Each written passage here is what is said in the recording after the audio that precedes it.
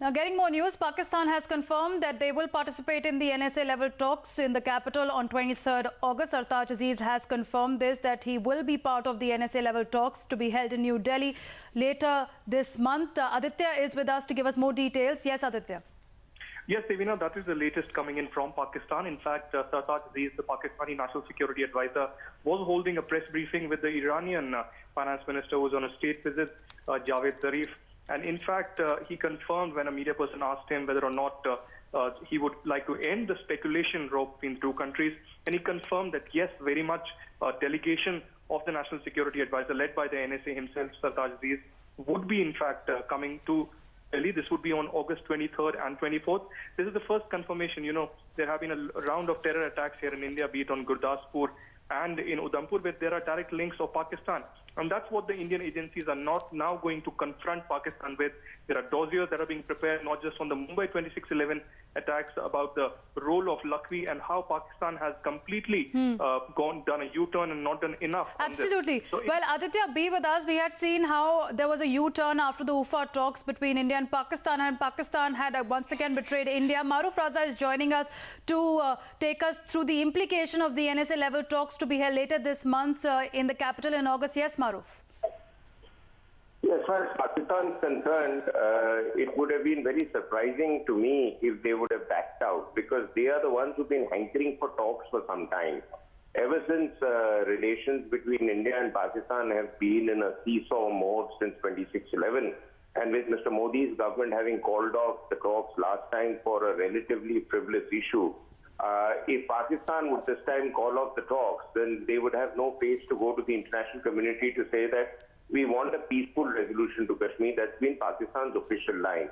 Unofficially, there are elements in the Pakistani deep state who do not want good relations with India, and therefore they are obviously going to do what they can to put India under pressure. But having said that, I think Mr. Aziz is also conscious of the fact that there is mounting evidence of Pakistan's hand in creating trouble in India. But the Indian discourse with them is not going to be limited to only Gurudaspur and Udhampur. Our discourse is much deeper. 26/11 was a watershed. And since then also there have been a number of attacks in various cities in India where the leads have clearly pointed to Pakistan. What I think India wishes to probably let Pakistan know, that if the talks are not going to go very far, India will have no choice but to raise the level to the international community through the International Court of Justice and raise it at various UN forums to basically nail Pakistan for its terror nexus. That is something that Pakistan has been trying to squirm out of every time the Indian permanent representative at the UN did bring up the issue about Pakistan's involvement with terror funding of Lakhvi and gang and the LET and Jamaat-ul-Dawa and various things. So I think Pakistan wants to keep the pressure on itself off by pretending to talk, but that is at this stage, unless milestones are laid out with the talks, that what are we going to achieve with the talks and what timelines we are talking of deliverables, I don't think there is much hope, because the courts have given Pakistan a bit of a window by saying voice samples will only be given from Lakhvi if he voluntarily decides to do so.